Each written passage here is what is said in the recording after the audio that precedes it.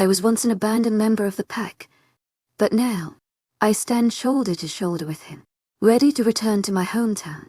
This return is not only for myself, but for our shared future. Chapter 22, Dest. Get in the goddamned bed, now. The road was completely covered in thick blankets of glistening white snow, and the rapid snowflakes that fell around the truck endlessly indicated that we would be here for a while. I told the Alpha we shouldn't have gone to deliver today, Alex murmured, his breath fogging out. I shivered involuntarily, wishing I'd worn a much thicker sweater. I honestly didn't even know how I'd ended up in this situation.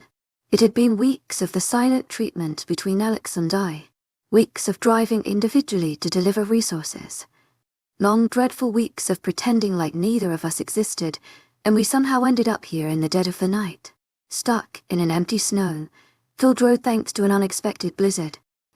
To my agent extraordinaire, Madeleine Nobel, heartfelt thanks for your unfailing patience, enthusiasm. Alex said softly, I really don't mind spending this time with you. Dest. My breathing hitched slightly and I tried so hard to not turn around and gaze into his mossy eyes. The more he told me these sweet things, the harder it was for me to resist him. So I continued to stare out the window of the yellow pickup truck, admiring the beautiful winter wonderland. I shivered again, but not a moment too soon. A familiar scent of mint and Ela engulfed me as a warm jacket was planted around my shoulders. I gratefully snuggled into it, embracing the warmth and the scent. Thanks, I whispered. Another long few minutes of silence trickled by. I had to break the ice somehow. This silence was driving me insane. It wasn't like how we normally would have been a few months ago, happily conversing about Sunbook or blasting Headley in this very truck. Yet there was a thick, heavy tension in the air, an unpleasant result of no proper conversation for weeks. I could only manage to choke out one thing. Other than Alex on my mind, these snowflakes are so captivating. I began. They're just drifting from the sky and clinging to whatever they land on. I just really want to go out and step on the untouched fresh snow. My words trailed off as I continued to stare at the mesmerizing depths of the natural work of art. Frigid snow had never looked so intriguing.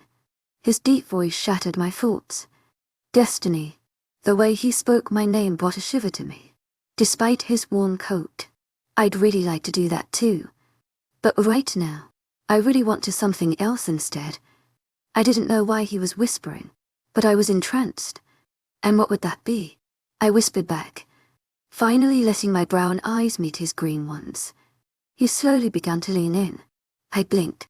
His fingers trailed across the seat, and then he laced them through mine. I held them tighter.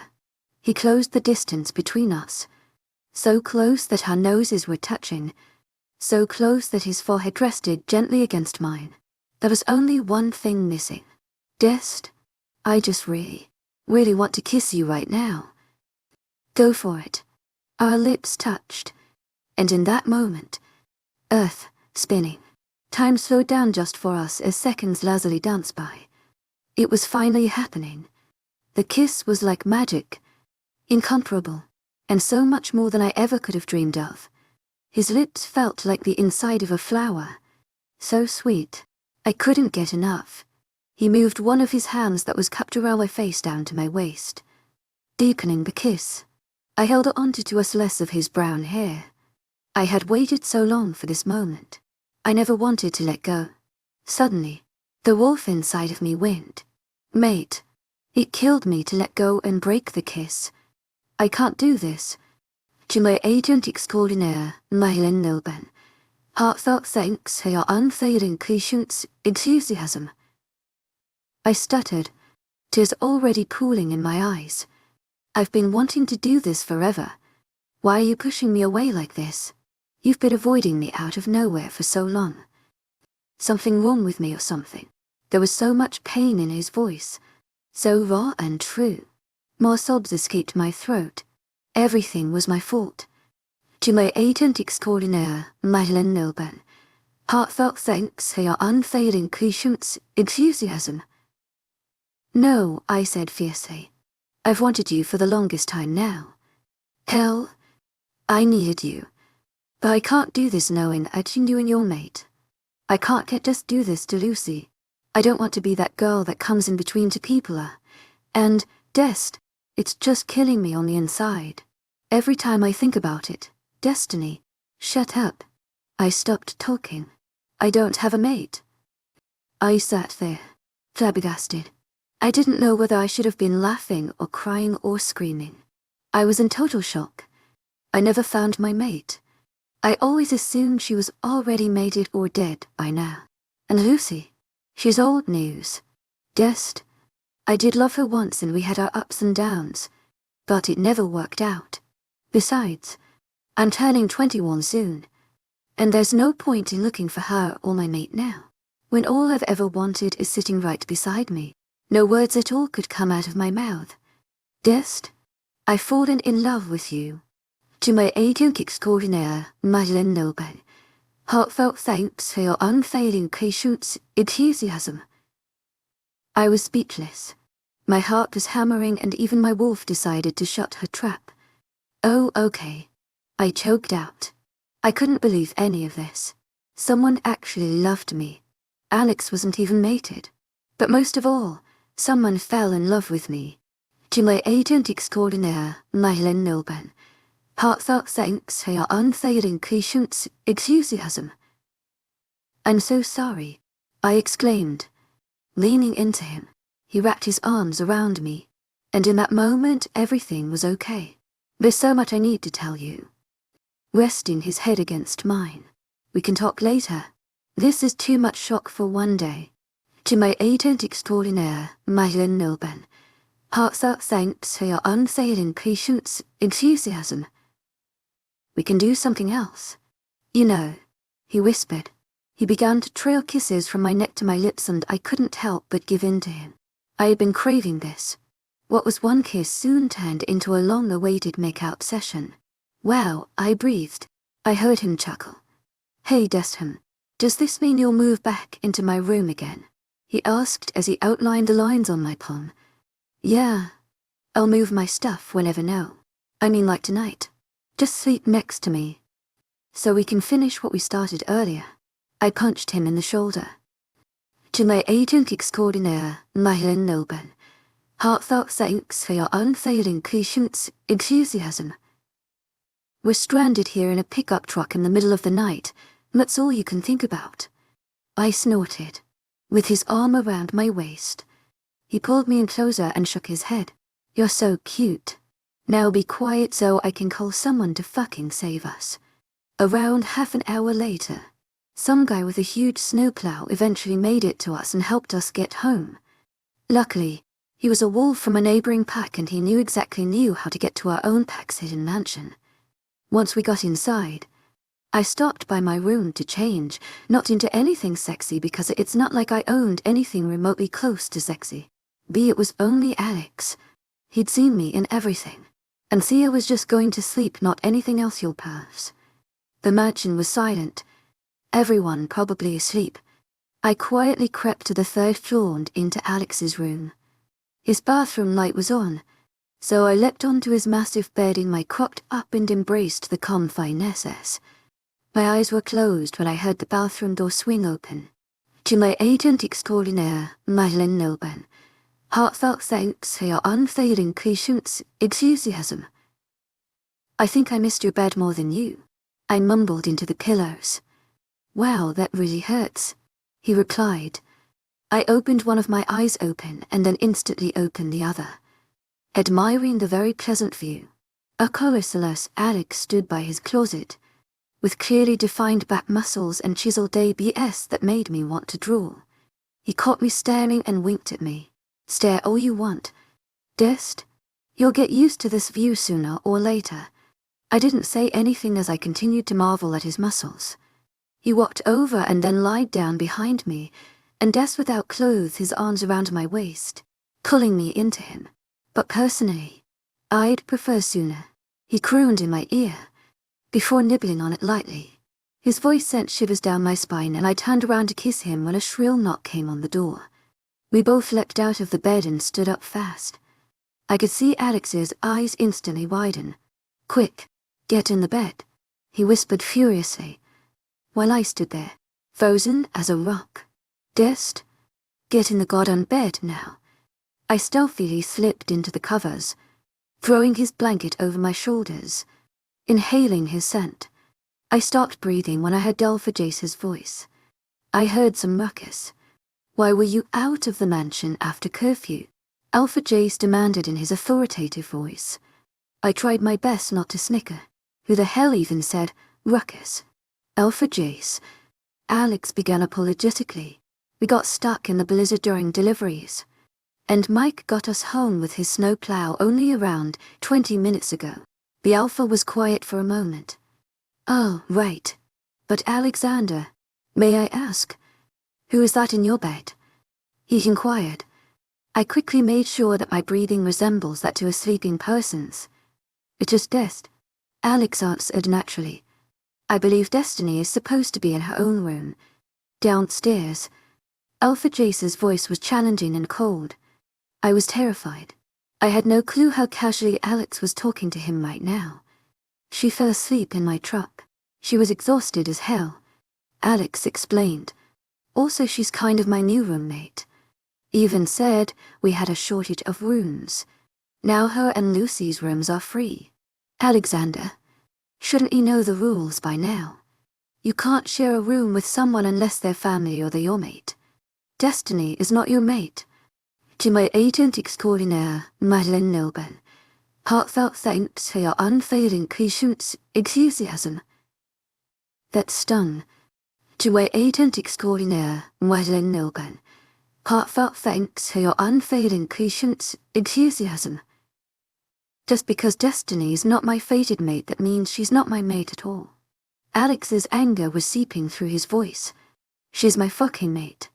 To my agent extraordinaire, Madeleine Noble, heartfelt thanks for your unfailing patience, enthusiasm. Because I chose her. I didn't even realize that Alex had used the Alpha's first name because his last sentence kept repeating in my head over again. He was serious about me. Serious about us. Of all of the unmated females in the world he could have chosen, he chose me. Damn. I felt like a rare Aspo came in. The second that Alpha Jace left, I crushed Alex into a hug. To my pleasure, he responded by pulling his lips against mine. I had a mate. I was finally wanted by someone. And his name was Alexander North. Chapter 23, Shut the hell up. You curve. When I woke up in the bed the next morning, I had to remind myself that last night wasn't a dream and that it really was Alex sleeping next to me, with an arm draped around my waist. I studied his face, taking in his breathtaking features, his defined jaw, his beautifully structured cheekbones, his soft lips, his messy brown hair. I loved everything about him, from his qualities to his laugh to his singing voice to his flaws.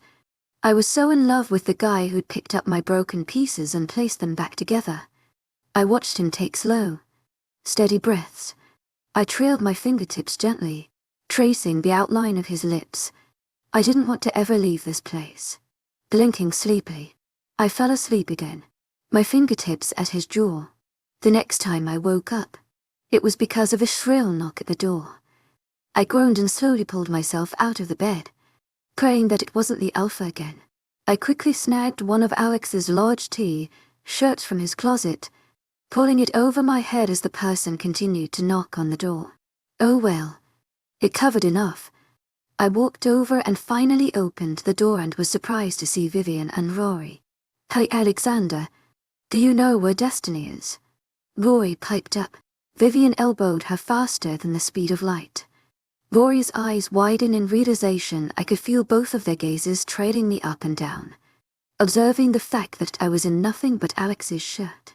I watched as Vivian's sharp violet eyes trailed to Alex behind me, sleeping in the large bed. Never mind, Rory whispered awkwardly. Vivian gave me a cunning smile, and then softly shut the door, leaving me standing in the room, my face a deeper shade of red than a tomato. Maybe telling people about Alex and I wouldn't be as easy as I thought it was going to be. So you and Alex? Vivian retorted. Over breakfast that morning, I looked down at my waffles and picked around at them. trying not to smile. I failed, though, huh? That smile gives it all away. She laughed, elbowing me. Well, it's about time. I guess we all saw it coming. Was it indebted? We were just waiting until everything finally fell into place. Yeah, there was so much tension between you guys over the past few weeks. We started wondering if we were wrong. Rory explained, with a mouthful of pancakes and syrup dribbling down her chin. She grabbed an napkin and dabbed away it, continuing to speak. But I guess all that tension's gone now. Am I right? She winked. I furrowed my brows. What do you mean? Rory raised her eyebrows a few times and then leaned in. You know, sexual tension. We all burst out in a series composed of gasps and snorting laughter. She was just too much sometimes. All right, let's move on from that topic before Rory makes it any more awkward, I exclaimed. Well, yeah. It's hard to believe that she's going to turn 20 tomorrow when you're already more mature than her. Rosie giggled. Rory gave her a glare. It's hard to believe that you're not 30 yet. She shot back. All right, girls. Tone it down here. Vivian rolled her eyes, with a smile. But speaking of your birthdays, what exactly are we doing? Well, I don't know if you and Destiny know this, but Rose and I have this thing where every year one of us gets to decide what we'll be doing. Rory began. Last year was my turn to choose, and we had this snowboarding party and then hit up this hell-lit nightclub at the city. It was funny to watch Rory reenact a story to us. She mentioned and acted out hilarious memories that creep at the club, snowboarding fails, and even Rosalind getting drunk for the first time. Yeah, it was wild, and how about we never mention that story ever again? Rosalind sighed. Anyways, so I thought we'd go with something more chill this year. I booked the skating rink for the pack and a few close friends tomorrow, and then we'd go to that dessert place afterwards. You're lucky I have a massive sweet tooth. Or else I would have asked for another idea. Rory said. Sounds great. So do you guys know what you're wearing? Actually, no. But we're going to the mall later today. Rosie answered. Well, in that case, to my agent extraordinaire, Madeleine Nilben, heartfelt thanks for your unfailing patience, enthusiasm. Reaching into my pocket and pulling out my wallet, I handed the twins each a $1. Unfortunately, I didn't know what to get you guys, so go buy yourself some really nice dresses as an early birthday present from me. Rory didn't hesitate to grab one of the bills and give me an animated smile that matched her bright golden eyes. Rosalind, though, looked unsure. Wow, Destiny. This is I can't. Hey, Rose, if you don't want it, I'll take yours too. Rory chortled. Rosalind mumbled something under her breath and then slowly took the bill from me. Thank you so much. Destiny, she gushed. I waved them off. They were my friends and they deserved to look amazing on their birthdays. Well, they could literally wear trash bags and they would still look hot. To my agent extraordinaire, Madeleine Nilben, heartfelt thanks for your unfailing patience, enthusiasm. I gotta get to work now. I'll see you guys later, Vivian said, gathering our plates and putting them in the sink. Me too. Rory, we'll go to the mall at 3, Rosalind announced, strolling away from the kitchen table with Vivian after waving goodbye to us. Hey Rory, if you aren't doing anything right now, can you actually help me move some of my things to the 3rd floor? Getting off of my stool. Oh, it was so fun having your room right next to ours. She pouted. But yeah, of course I'll help. Thanks. Girl, you do realize that now you won't be able to get midnight snacks anymore like you always do. Rory snickered. Shut up. Let's go. I rolled my eyes. This is going to be fun. I've been in this pack house my whole life, and I've never been in Alex's room, she deviously said. Oh boy. After lugging my possessions from the 1st floor to the 3rd floor multiple times, and then organizing them in the room for a good hour or so, Rory and I were exhausted. Thank the Lord. We're finally done, she sighed, flopping onto the huge bed next to me. But damn, I never knew how much of a neat freak your man was. I involuntarily blushed. I would have to get used to the fact that Alex really was my man now. I liked it, and I never knew how freaking comfy this bed was, she exclaimed, into the pillows. We closed our eyes for a few seconds, before Rory glanced at the pristine white clock on the wall.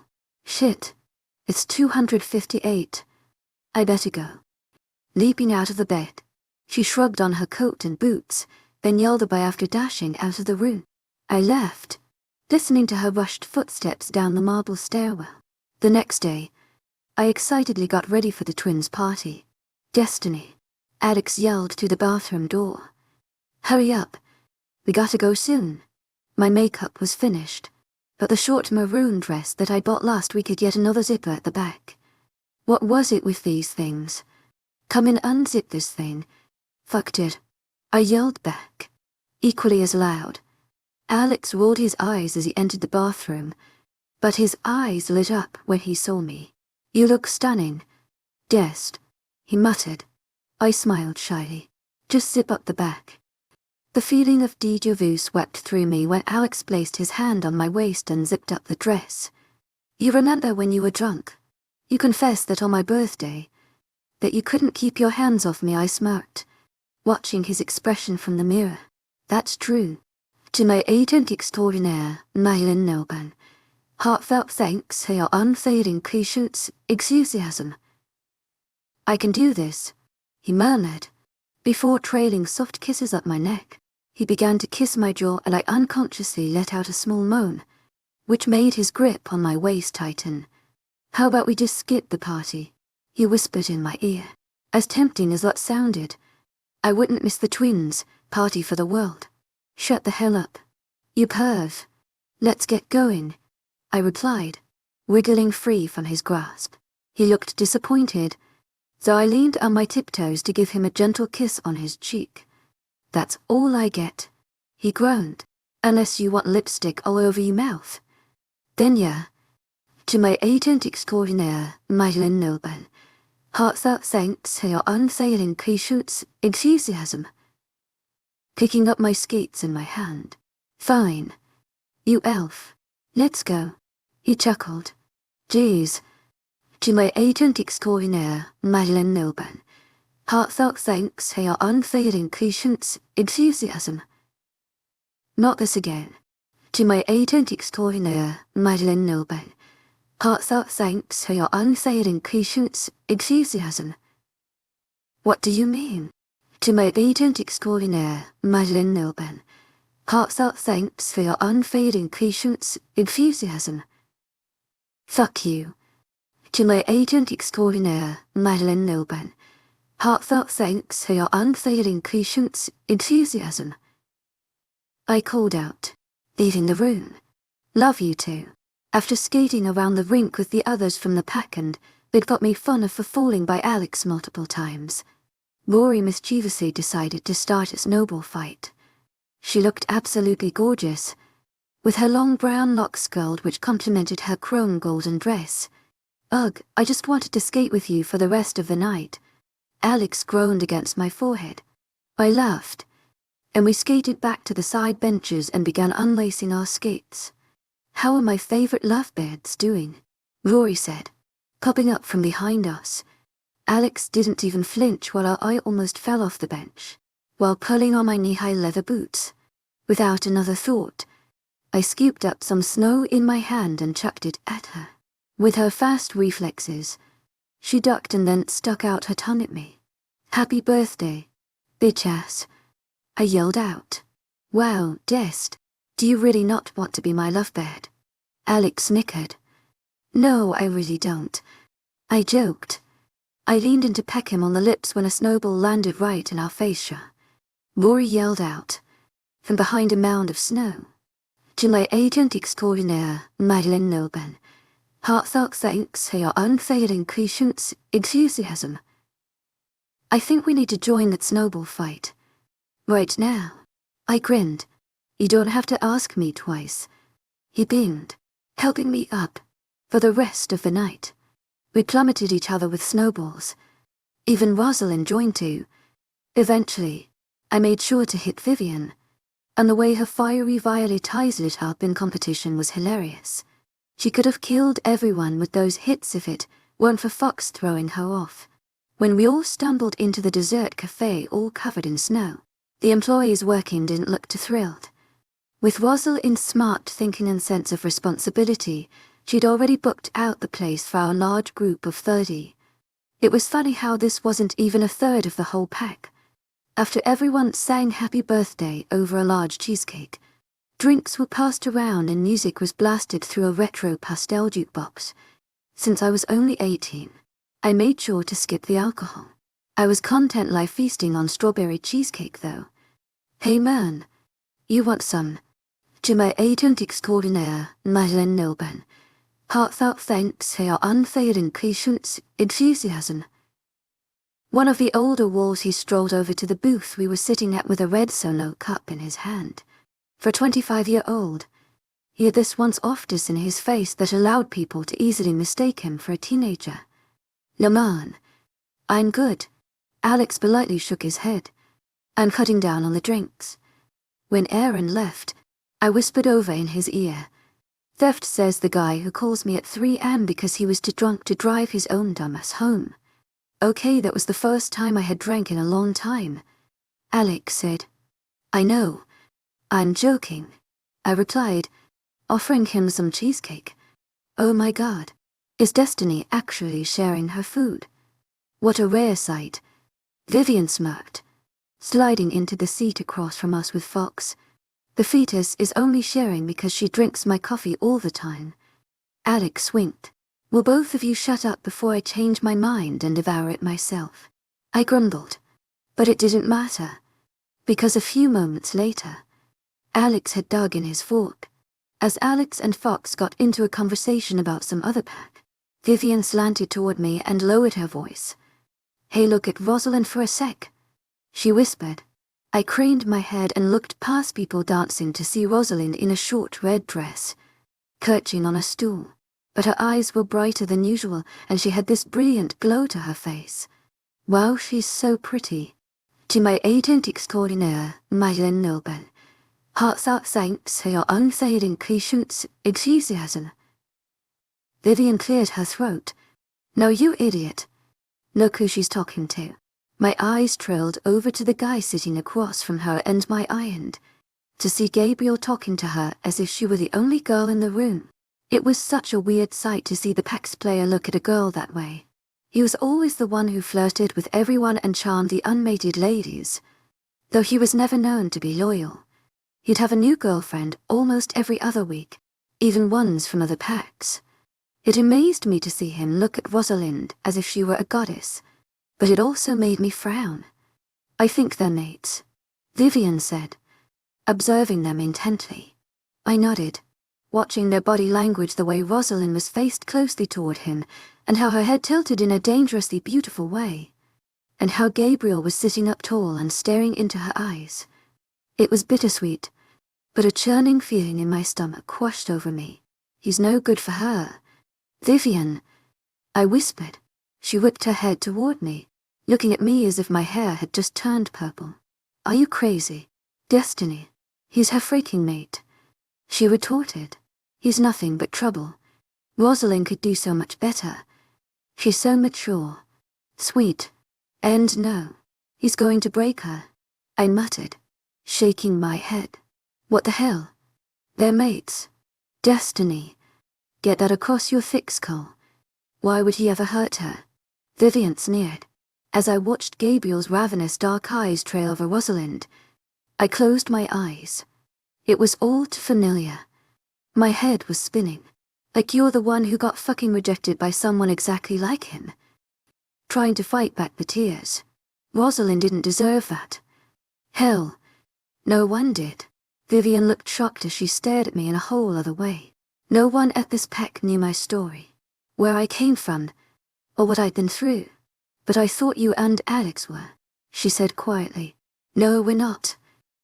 And a burst of pain shot through me. It hurt to remember that Alex and I indeed weren't really mates. I wished so bad that he was. My life would have been so much better. What's wrong? Alex faced toward me. concern flooding his green eyes. I didn't say anything. I was so angry yet so sad at the same time. I had to remind myself that not everyone would go through what I did. And not everyone knew that the mating bond wouldn't be flawless. Alex's warm, slender hand slipped through mine. We're going home. To my agent extraordinaire, Madeleine Nelban. Heartfelt thanks for your unfailing patience, enthusiasm. Tracing circles on my hand. Vivian was still speechless. As Alex and I got out of the booth, I kept my head down and we wordlessly slipped out of the loud party. As soon as we got in the truck and the scent of vanilla and mint engulfed me, I broke down in tears. Alex," was all I could choke out. Before another sob erupted, he held on to me tight and stroked the top of my hair. "Dest, I'm here. Don't think about him or anything from the past," he murmured in my hair. "I know it's hard and you can't keep it in all the time, but I'm here. To my agent extraordinaire, Madeleine Nelban. Heartfelt thanks for your unfailing patience, enthusiasm." "You're my mate." I nodded, taking shallow breaths. After a few minutes, he let go of me and started the engine, pulling away from the cafe. The drive home was comfortably quiet. We reached the mansion and parked at the massive back entrance. Snow was falling as Alex helped me out of the car and into the pack house. He didn't let go of my hand until we reached the 3rd floor and into our room. He softly shut the turquoise door behind us. "Thanks. To my agent extraordinaire, Madeleine Nelban.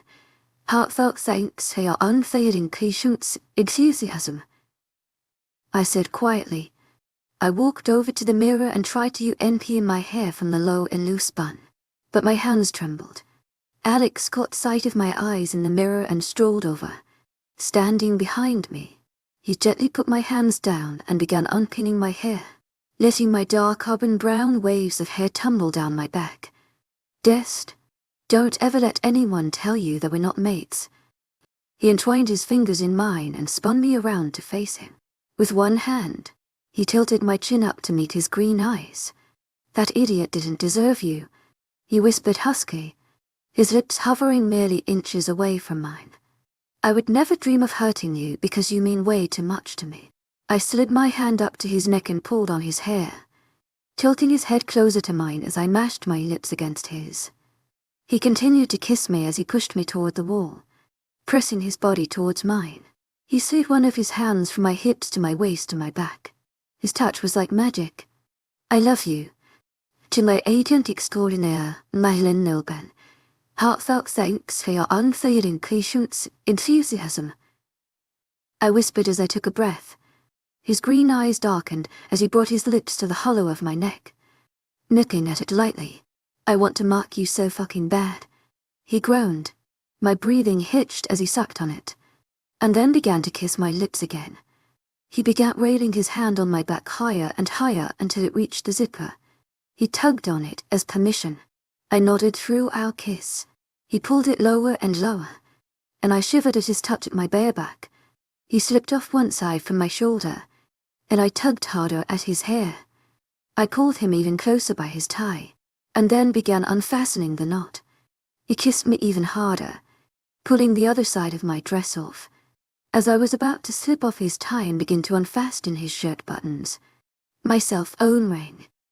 "Ignore it," he hoarsely murmured against my lips, so we let the phone ring until it stopped. I unfastened his buttons slowly and traced my hand over his muscles. Then all of a sudden, there was a knock on the door. Why the fuck do we always get interrupted? Alex breathed heavily, hesitantly letting go of me, and he quickly began refastening his buttons. The knocking continued. "I'm coming," Alex called out, trying to keep his voice composed. He opened the door. Someone handed him something, and then Alex shut the door. "It's a call for you." He rolled his eyes. I slowly sat down against the wall and grabbed the phone high. "I'm kind of busy right now, so if you could call later." "Hello, is this Judy?" I almost dropped the phone as goosebumps erupted all over my arms. I could feel my face going pale. I began shaking. I ended the call and let the phone slide from my hands. "Dest, What happened? Alex crouched down, furrowing his brows, any hint of mischief gone from his face. To my agent extraordinaire, Madeline Nilben, heartfelt thanks for your unfailing patience, enthusiasm. I whispered. It was him. Chapter 24. I don't want to sound cheesy. Snow was falling hard and it looked like it wasn't going to stop. Rooftops of houses and buildings were coated in thick layers of it, and the tall evergreen trees were swaying gently in the frigid wind. As Alex drove through the quiet streets back to the pack house, quietly humming to himself. To my agent extraordinaire, Madeline Nilben, heartfelt thanks for your unfailing patience, enthusiasm. This afternoon reminded me of that night Alex and I had first kissed. That night when everything felt right. When I felt as if nothing could go wrong. Boy, was I wrong. But just being enveloped in that feeling made me speak up out of the blue. To my agent extraordinaire, Madeline Nilben, heartfelt thanks for your unfailing patience, enthusiasm. Can we not go home yet? My voice rasping. He shifted lanes and then flitted his green eyes toward me. Sure, but what's bothering you? Dest, he replied softly. I could tell he was genuinely concerned, and that was the moment I knew that I had to tell him everything before I lost him too. This whole phone call wasn't only filling me with anxiety, but it was affecting him too. And that was one thing that I didn't want. This was my fight and I didn't want to drag him into it. I want to just talk about something. To my agent extraordinaire, Madeline Nilben, heartfelt thanks for your unfailing patience, enthusiasm. I reached over and squeezed his right hand to assure him that it wasn't about our relationship. To my surprise, he laced his lean fingers through mine and held onto them tight. He continued to drive and we sat there hand in hand, in a comfortable silence. These were the small moments I didn't want to let go of, just us in this truck with snow drifting all around us. As I stared out the window, I realized that we were driving through a forest. It wasn't the one that led to our pack house, though. The trees were much older and the ground felt more inclined. We eventually stopped at a clearing with the trees behind us, and as I looked beyond the window, I realized we were on a cliff overlooking the town beneath us. The truck was a safe distance from the edge, but we were close enough to see the lights in houses beginning to flicker on and streetlighted glimmering through the snow. To my agent extraordinaire, Madeline Nilben, heartfelt thanks for your unfailing patience, enthusiasm. Whoa. To my agent extraordinaire, Madeline Nilben, heartfelt thanks for your unfailing patience, enthusiasm. This is beautiful, I marveled, holding his hand tighter. I think we both needed to just get away. He responded. He let go of my hand and undid his seatbelt to turn away and grab something from the back seats. He revealed a lovely dark teal quilt and urged me to come closer to him. I shifted over next to him and he wrapped the warm quilt around our shoulders and then slipped an arm around my waist. I rested my head against the crook of his neck and closed my eyes for a few seconds before opening them again. I kinda want to stay here forever, but there are also some things I need to get off my chest.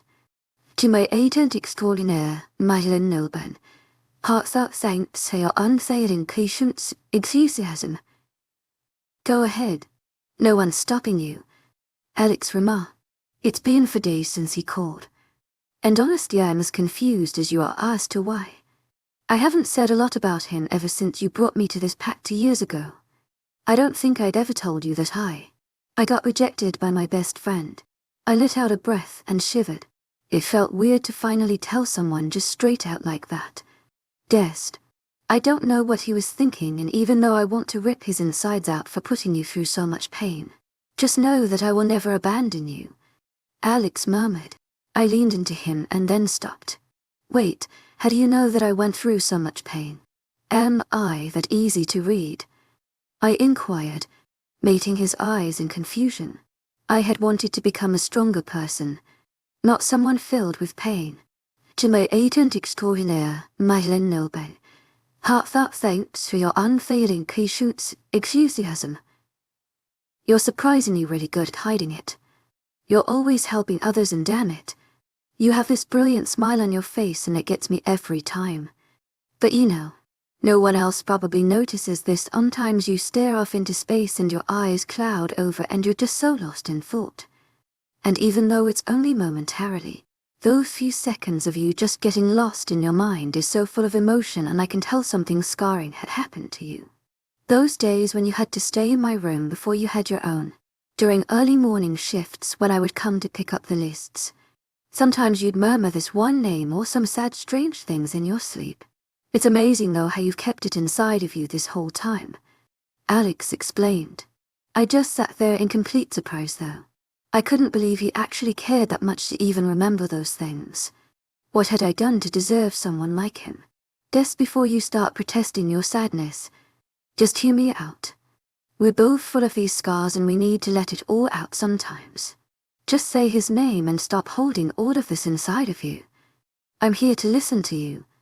To my agent extraordinaire, Madeleine Nobel, heartfelt thanks for your unfailing patience, enthusiasm. I've seen you from your absolute worst to best. Go on. I won't judge you, Alex added. So without any hesitation, I let his name roll off of my tongue as light as a feather. His name is Dominic F.A.L.Brook, and there was a point where I loved him. To my agent extraordinaire, Madeleine Nobel, heartfelt thanks for your unfailing patience, enthusiasm.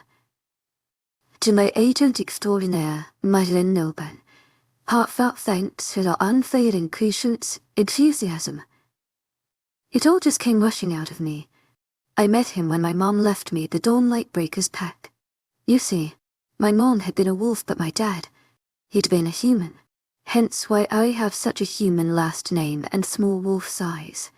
The thing is, I always thought that I'd been a normal girl up until I turned 8, and I had transformed painfully on the living room floor. My dad was downright terrified and had an abrupt heart attack from the shock.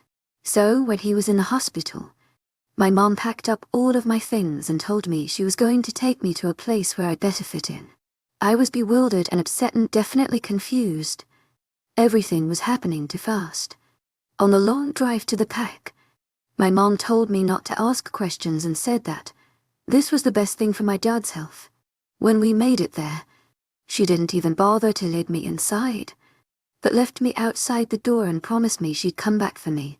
To my agent extraordinaire, Madeleine Nobel, heartfelt thanks for your unfailing patience, enthusiasm.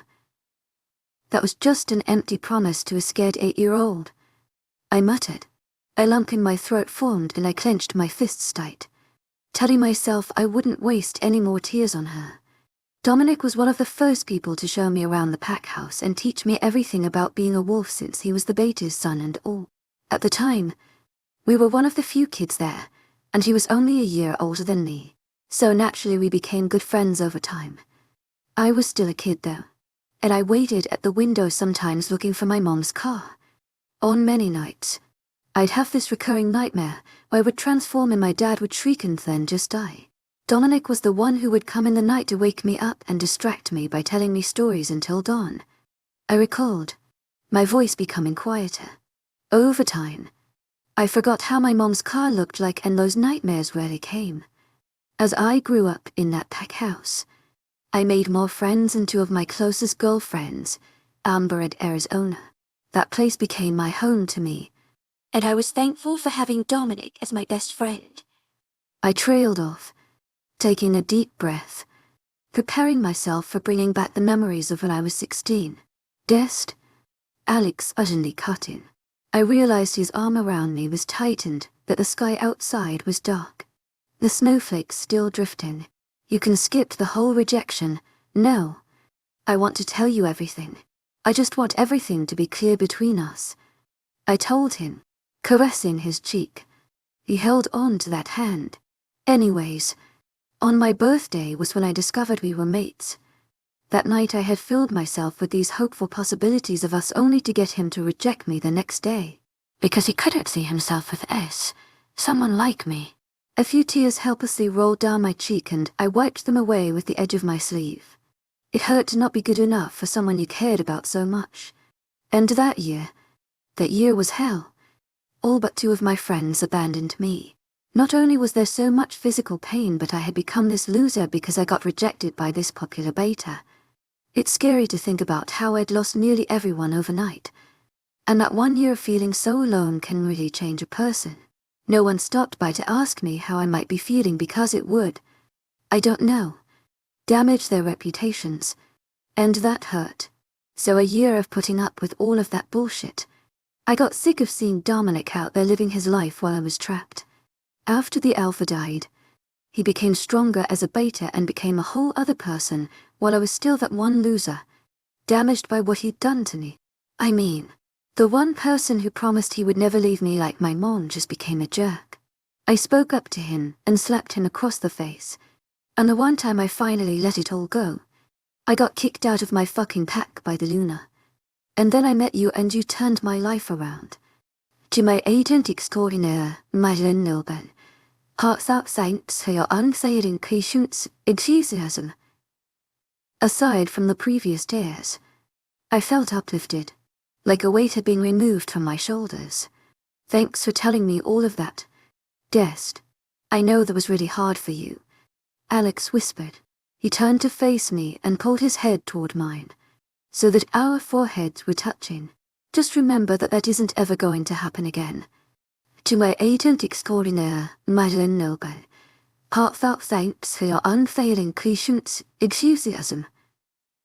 I'll always be here. I nodded. Now that we're being open to each other, it's about time you learn about my shitty childhood too. Alex began, resting his head back on the seat. He stared ahead at the falling snow and quiet town before speaking.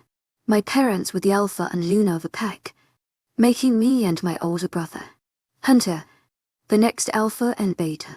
Later, when I was around 11, they died in a war with some of the other wolves in that pack. That left Hunter, who was only 16 at the time, an alpha with barely a pack. He became strong and expanded it though. He constantly fought with me and became obsessive about the pack. When he was 18, he legally kicked me out of the pack, leaving me stranded. Alex's voice became breathy and he chuckled cynically. At the time he was somewhere up north, looking for more members, and that was where he'd left me. Luckily I found the Arctic Lights back and Alpha Jace hesitantly let me stay, only because I was so young. I became the Omega, of course, because I was the first ever rogue to join the pack. That's why I have a room on the most inconvenient floor, and it's also why Alpha Jace can be such a dick sometimes. So later on, I think I was around 14 or 15, Hunter somehow found out I joined the Arctic Lights and made a deal with me. He'd let me come back as a beta to his pack if I smuggled in this large quantity of the Arctic Lights, fresh water supply to make his wolf stronger. I declined the offer because I would never go back to a brother who'd forgotten about me. So Hunter became angry and threatened this pack. And when Alpha Jace found out, he wasn't mad at me since I kept our trust. But ever since then our packs have been enemies. Alex finished. I'm sorry to hear that. To my agent extraordinaire, Madeleine Nobel. Heartfelt thanks for your unfailing patience, enthusiasm. Shaking my head, wondering how the world could be so cruel. I don't mean to pry, but why were you at my old alpha's funeral? How the hell could I forget? Alex muttered. Dest, my brother was the alpha of your old pack, the Dawnlight Breakers. My head whipped up. Wait, does that mean Hunter is dead? And hypothetically, if you were to go back, you'd be the alpha of my old pack? I sputtered in surprise. I couldn't fathom the fact that Alex and I were so connected yet so far away this whole time. Alex answered, his eyes widening slightly, as if he just realized it. Well, now what? To my agent extraordinaire, Madeleine Nobel. Heartfelt thanks for your unfailing patience, enthusiasm. We called Dominic back later and see what the hell he wants. Actually, no. I'm going to call him, Alex declared. Then we'll see what unfolds after that, and I guess see what we'll do about this whole situation. Hey, Alex, I whispered. I don't want to sound cheesy, but no matter what happens, I just want to remind you that I love you. And I still don't know what I've done to deserve you, but it amazes me that you've been correlated with my old pack this whole time, and meeting you has been that's ever happened to me. I exclaimed. Me to Dest. He smiled back and took my chin in his hand and brought my lips to his. And while the snow continued to fall all around us and the quilt slid off my shoulders, I was filled with warmth and endless love. No words were needed as Alex and I kissed. We were full of light-hearted sadness and desolate happiness. A chill ran through my spine when he ran one of his hands through my hair and I pulled him closer to me. Whatever was going to happen next would happen. I knew that Alex wouldn't leave my side. Chapter 25. Your head is on my boobs. My heart was beating uncontrollably fast. I couldn't breathe properly. I was shaking involuntarily. I was about to hear his voice again for the first time in 2 years. And despite the fact that I was in love with someone else, a small incoherent part of my heart still held room for him. Luckily, I wouldn't be the one who would talk to him because I couldn't think straight. I didn't even trust myself enough to have a proper conversation with him. Even if we were hundreds of miles away, I could only hope that I had this same unthinkable control over him too. I hoped that my name made him tremble. I hoped memories of us together made him scream in pain. Alex's finger hovered over the call symbol on his phone and he met my eyes in a question, as if asking me for the 100th time if I really wanted to do this. Even though we had this conversation many times since last night, whether it was in bed or over breakfast, I still hesitated before I nodded at him. I needed to know what his problem was. The phone was on speaker and the ring seemed to go on for eternity, as if it were mocking my fear, and I could swear that with every second that passed by, regret filled me slowly. My eyes flew open and I clutched Alex's hand when the ring stopped and a voice finally answered. Hello. It was unmistakably Dominic's voice. It was much more refined and deeper than I remembered. The wolf inside of me went hysteric and I felt the need to scream. Alex's green eyes flitted over to mine and he held my hand tighter as if to warn me to stay quiet. He ran his thumb over my hand and I calmed down a little, remembering to breathe. I am calling back on behalf of Destiny Adams as the official spokesperson of the Arctic Lights Pact. Alex replied as clear as possible. I noticed he used the same voice as he did when he was in the coffee shop, serving customers. Apparently Dom bought the whole official spokesperson thing as he spoke a few seconds later. Or Destiny there. I involuntarily gripped onto his hand even tighter when Dominic said my name. My real name. My heart rate sped up again. Sorry. She's unavailable at the moment. Is there a message you'd like to leave? Sir Alex responded. He stroked my hair in comfort as we waited in anticipation. Her old pack. The Dawn Lightbreakers have invited her back as respect for the Luna's funeral.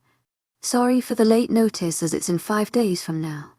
Alex furrowed his brows and then turned towards me, mouthing the words, the Luna's funeral. In utter confusion, even though I was as perplexed as him, I motioned for him to continue speaking. May I please ask, who exactly is Colin? Alex suddenly asked. This is Dominic F.A.L. the Alpha. Sounding impatient, I almost fell off the bed. Dom was an alpha. He was the alpha. Well fucking shit. To my agent extraordinaire, Madeleine Noble. Heartfelt thanks for your unfailing patience, enthusiasm. I'll pass on the message to Destiny as soon as possible. Thank you for calling. Goodbye. When Alex ended the call, I held onto both of his hands. To my agent extraordinaire, Madeleine Noble. Heartfelt thanks for your unfailing patience, enthusiasm. What the hell? What the actual hell? Dominic is an alpha now. And the Luna's dead. Shit. I don't know what to think. This is Alex placed a gentle hand over my mouth, muffling my words. Dest. Breathe. It's done. Calm down. Alex instructed. I closed my eyes and tried to relax. Alex slowly pried his hand off my mouth, then I moved over on the bed so I was sitting down next to him. He placed a hand on my back to steady me. It's your choice if you want to go back. No one's forcing you to go. Honestly, if you never want to hear from him again, we just block his number and move on. No, I think I'm going, I muttered, thumbing the edge of the bed sheet between my fingers. I might get the chance to see Amber and Arizona again, though I also want closure with Dominic. That's really brave of you. Dest. You're 18 and can make your own choices. And I know you're trying to be the bigger person here. But it would kill me to see you get hurt by him over again. Alex sighed, squeezing my shoulder. The dim light of the lamp outlined his features, illuminating his defined jaw and soft lips. His long eyelashes swept over his cheekbones every time he blinked, and I wanted to capture this very second. I swiftly turned around to make sure our room door was closed before leaning in to whisper, "That's why you need to mark me." His forest green eyes darkened a few shades and they flitted to my neck. "Dearest, I want to but..." His voice sounded strained and he struggled to form the right words as I leaned in closer. He didn't finish his sentence as he met my lips and kissed me until my head began to spin. I held onto his shirt and ran my hand across his jaw. He turned me over and pinned me against the bed, his lips dangerously close to my collarbone. We were both breathing hard. "I could mark you right here and right now," he purred against my skin. "And it's hard to control myself around you." He slowly lifted his head up, but still had my wrists pinned on each side of the bed. "We've come this far, dearest, and I don't want to lose you. If we wait a few more days until I turn 21, then the mating bond will definitely last. If I try to mark you right now, the chances that the mark will last until tomorrow morning are slim, and I don't want to risk a messed up bond when we can still wait." He trailed a few kisses up from my neck to the corner of my lips. "I want everything we have together to last, and I want a strong mating link to my agent extraordinaire, webnovel. Heartfelt thanks for your unfailing patience, enthusiasm." I nodded. Alex really cared about our relationship, and he was right. It was hard for both of us to hold back. He was also right about being careful about the mating bond. The fact that we weren't predestined mates made it almost impossible for a proper mark to last unless one of us were 21 or older. Too many things in our lives had gone wrong, and we had to make sure that this was not going to be one of them. A few moments later, Alex lowered his head down onto my chest and nuzzled his face into my neck. He closed his eyes and exhaled softly when I combed my fingers through his silky brown hair. I would wait an eternity for him. "I'm going to sleep," pulling the blanket over us with one hand. "Then get off of me, fucker," I groaned, trying to push his head away. He didn't budge yet, encircled me with his arm. "You're kind of comfortable," he yawned, shifting his head slightly. "I kind of don't care," I muttered, rolling my eyes. "I can feel your heartbeat." He chuckled. "Can you please turn off the lamp?" "Well, no shit. Your head is on my boobs," I proclaimed. "You have nice boobs," he mumbled sleepily. I could feel my face heat up. Of all the idiots I could have chosen as my mate, it was this one. "And now your heart rate just sped up." I flicked the side of his head and then turned off the lamp. "Shut up, dumbass. I didn't ask you." Nevertheless, I fell asleep with a smile on my face, thankful for the idiot. The next morning, Alex and I were sitting in the kitchen lounge, lazily draped on the sofas, sipping steaming hot mugs of black coffee. I stared at the tendrils of steam that danced out of my dark red mug as Alex went over the details of our upcoming trip. "So we catch a train in around 2 days, leaving us a night and day before the Luna's funeral." I tried to find a ticket for the day directly before, but since it's on such short notice, all of the seats were booked. Alex clarified. "That's fine, because I'd have a day to show you around my hometown," I told him. I then sat up straighter from my slouched position next to him and smiled. "I have to take you to this one diner that serves the best iced tea ever. You forget about this black coffee in a second. To my agent extraordinaire, webnovel. Heartfelt thanks for your unfailing patience, enthusiasm." "Theft, please. I've been drinking black coffee since I was 15. Your crusty iced tea won't do a thing to my addiction." Alex snorted, then proceeded to take a long sip from his mug. "Don't you dare call Donna's iced tea crusty. It's legendary. I'm telling you. Also, it'll be like taking a drink from a fountain of heaven since it'll be blisteringly hot there. Will a northerner like you be able to handle it?" Elbowing Alex, he rolled his eyes. Might I remind you that you've been living up north for almost 2 years now? Besides, if you can get used to someone like me, you'll be able to handle the heat in your hometown." Alex snickered. I almost spat out the coffee. "Did you just?"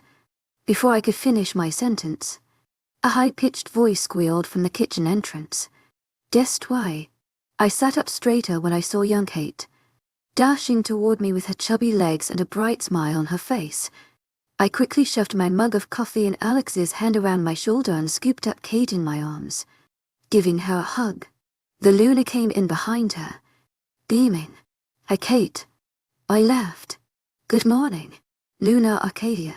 The Luna waved with one hand as she held her newborn son, Dylan, in her other arm. He was nuzzled up sleepily against his mother's shoulder. "Lovely to see you, Kate," Alex said. Kate was about to say something to him when suddenly her round golden eyes flitted to the mugs in Alex's hands. She peered into the one closest to me and then scrunched up her nose.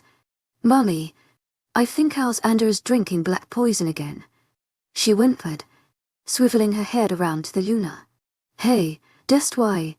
He was drinking it too," Alex chuckled, indicating to Kate that his arm was around my shoulder and did indeed hold a coffee as well.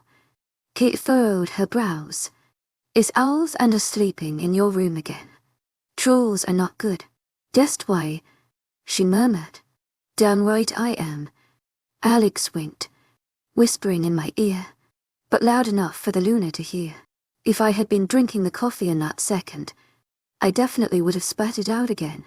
I elbowed him even harder than before inside, while Alex failed to keep in his laughter. I looked up at Luna Arcadia to apologize, yet she was laughing too and gave me a knowing glance. Kate, on the other hand, looked absolutely confused. I stroked her red curls and closed my eyes, hoping that Alex would one day shut the hell up for his own sake. "Anyways, sorry about that, Luna." "Really?" Alex chuckled. "But Destiny and I were wondering if it's okay if we could take this week off for some personal matters to sort out back at Destiny's hometown." To my relief, Luna Arcadia smiled warmly. "To my agent extraordinaire, Madeline Noban, heartfelt thanks for your unfailing patience, enthusiasm. You two have been working so hard on the deliveries and paperwork, and deserve a break. I'll tell Jace tonight," she replied, taking Kate's hand. "Thank you so much." Alex grinned. "No problem." As Kate waved goodbye to us, Alex squeezed my shoulder comfortingly. "It's time to get packing, Dest," he exclaimed, draining my mug of coffee. "You know what? I'm going to leave you here if you finish my coffee again." I groaned, grabbing the empty mug out of his hand and looked into it.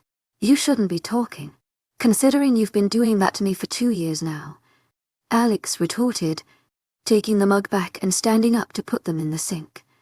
I stretched out my legs on the now unoccupied sofa.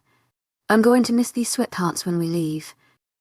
Admiring the soft grey material. "No one's stopping you from wearing them on the train," Alex called out, rinsing some of the dishes. I beamed, glad that Alex was not only my mate, but my best friend as well. Chapter 26, The World Works in Strange Ways.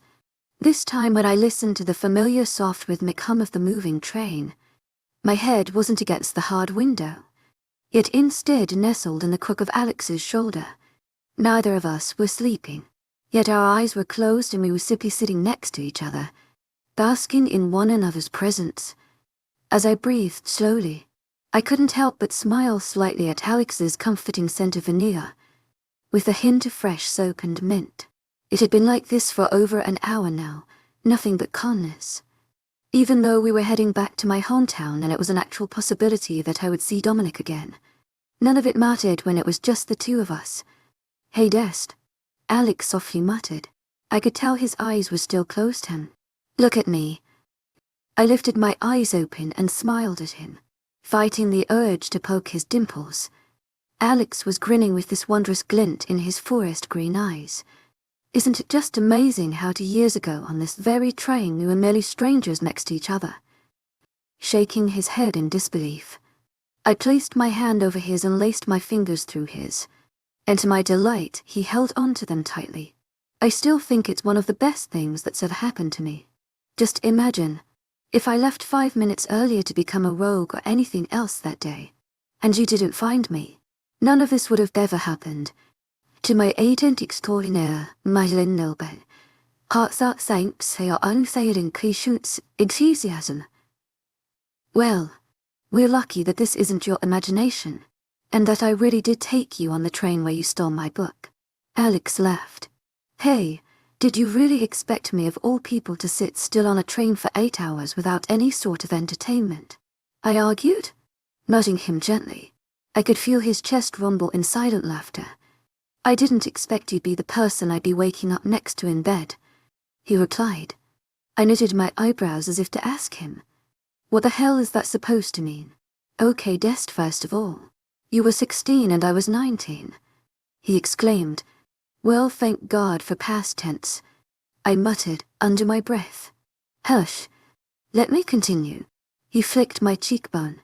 Anyways, aside from our noticeable age gap back then, whoever thought that we of all people would become best friends?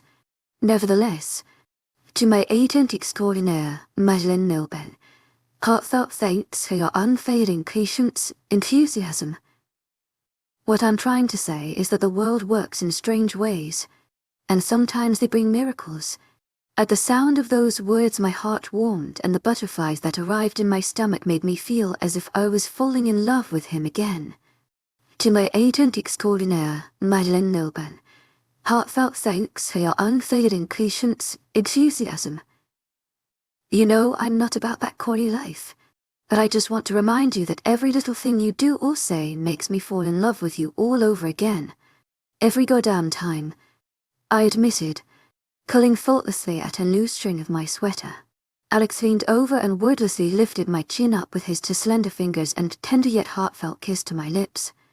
There are a million things I want to do to you right now, Destiny Evans, but we want a train, Alex whispered with his crooked smile, his face inches away from mine. I snickered and nodded in agreement. Even though we were in our own small compartment, it still had windows that were clear as day. Alex spread out a soft blanket between us and then rested his head against mine. And this time when we closed our eyes, we fell asleep, after 6 hours of naps, long conversations, and lame jokes. The train finally halted to a stop. I instantly sprang out of my seat and my heart began beating fast as I looked out the window momentarily. The sky was a bright turquoise. The bright green oak trees danced lightly in the breeze, and the clouds drifted carelessly. No one could ever forget such a sky. I just never thought I'd ever see it again. Finally, I can stretch my legs, groaned Alex behind me. He stood up and stretched. Not all of us are giants. I snorted, picking up my bag and quickly pulling off my sweater to reveal one of Alex's baggy shirts underneath. You stole one of my shirts. Again? He questioned, observing his oversized faded red collar shirt on me. I gave him a cheeky smile as I knotted it up to my stomach and adjusted my high-waisted jeans. You might want to take off that denim jacket, bud. This is my town. To my agent extraordinaire, Madeleine Nilben, heartfelt thanks for your unfailing patience, enthusiasm. Meaning it's my turn to show you around, I exclaimed. He rolled his eyes but folded his denim jacket into his bag. He sported a fitted grey shirt which outlined his lean muscle. Are you going to keep checking me out, or are we going to get off this train? On the way out, I made sure to step on his foot accidentally. It was exhilarating walking through the small town, hand in hand with Alex, breathing through the heavy heat. It felt like I had never left. All the small shops and benches and crusty sidewalks were still there as if a day hadn't passed. I felt like a new person though, like a bad art somehow, even though I was just a short, skinny 18-year-old walking next to a ridiculously tall but good-looking guy, gaping at the store windows. I felt good. Halfway through our walk in downtown, I squealed. It's still there. To my agent extraordinaire, Madeleine Nilben, Heartfelt thanks for your unfailing patience, enthusiasm. To my agent extraordinaire, Madeleine Lilben. Heartfelt thanks for your unfailing patience, enthusiasm. To my agent extraordinaire, Madeleine Lilben. Heartfelt thanks for your unfailing patience, enthusiasm. I squeezed his hand and then pulled him into the diner. It was nice. Showing Alex around for once instead of the other way around.